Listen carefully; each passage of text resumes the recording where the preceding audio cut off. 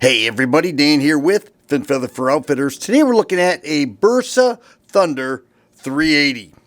This at one time was the most popular 380 ACP handgun out there. It's been around for a long time. Now they have other models called the Combat and the Plus. They beefed it up a little bit, but the mechanics remain the same. This is the more basic model, the one that most people are used to. They consider it a very accurate and reliable handgun. We're going to talk about it, so let's do it.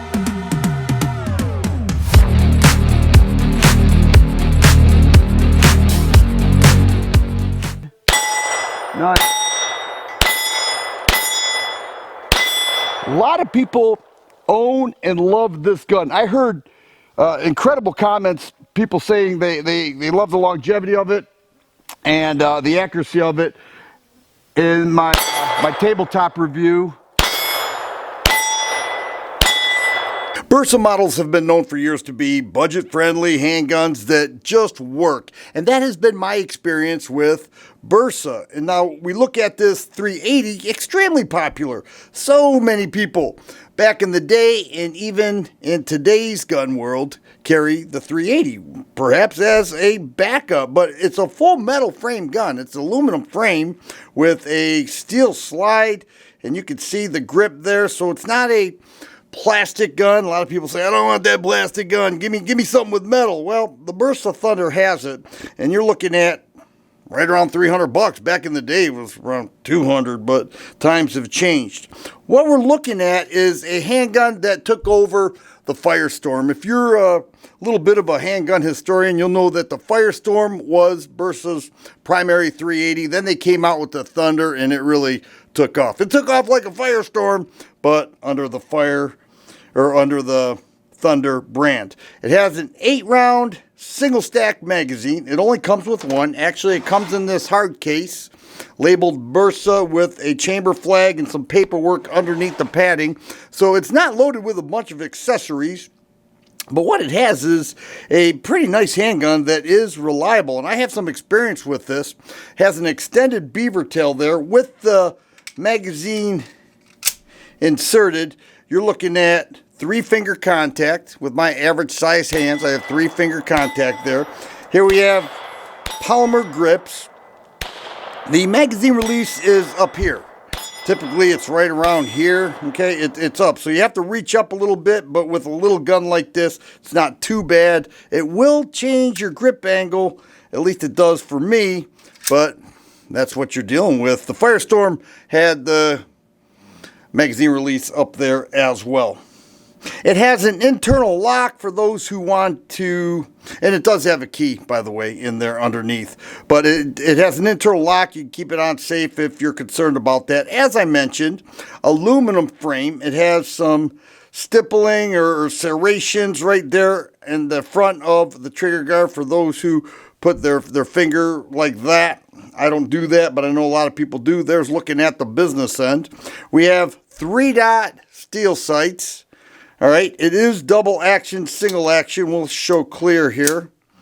There is the single action. You're looking at about 5.5 pounds in that single action trigger pull, the reset right there. Double action, not too bad. You can decock the gun by taking this lever and going all the way downward. Just pushing it downward, just like this. If you think that's going to put it on safe, it won't. All right, see that 45-degree angle? It won't. The gun will still work. But if the hammer's cocked back, you want to decock it, you put it just like that. And then it will not go upward. All right? Just a user beware situation, because a lot of people don't know that, believe it or not. People have owned this for years, and they still did not know that little trick. Very much of a rounded trigger. It has some serrations throughout, so it does have a textured trigger. 3.5-inch barrel, and it is fixed, so I want to show you this. Once again, we showed clear. What I'm going to do is take this lever and move it downward, just like that. All right, move it downward. Then I'm going to pull the slide all the way off, pull up on the rear of it, and then you will see there is the slide. Here is the recoil spring that is in there.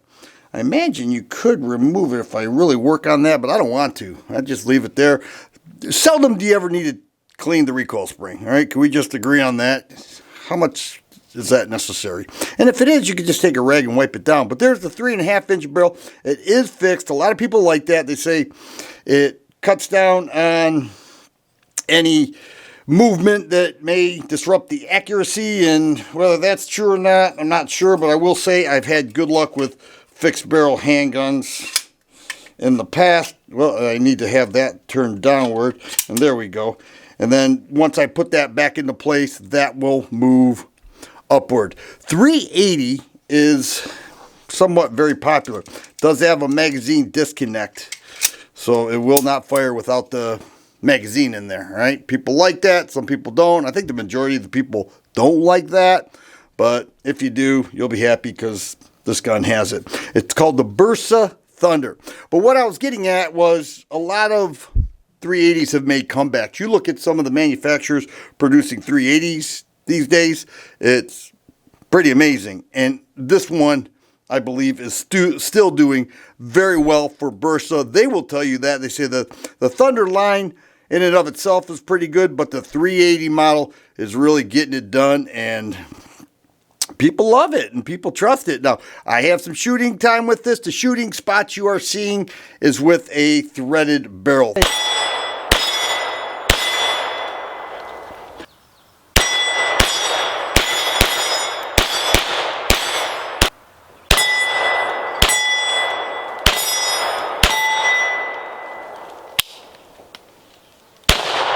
The Bersa Thunder 380. Very popular 380. A lot of people love it. And chances are you've experienced it if you're into these types of handguns. If not, perhaps you should, and you just might like it yourself. Once again, Dan here with Fin Feather for Outfitters. Hope you enjoyed the video. Thanks for watching.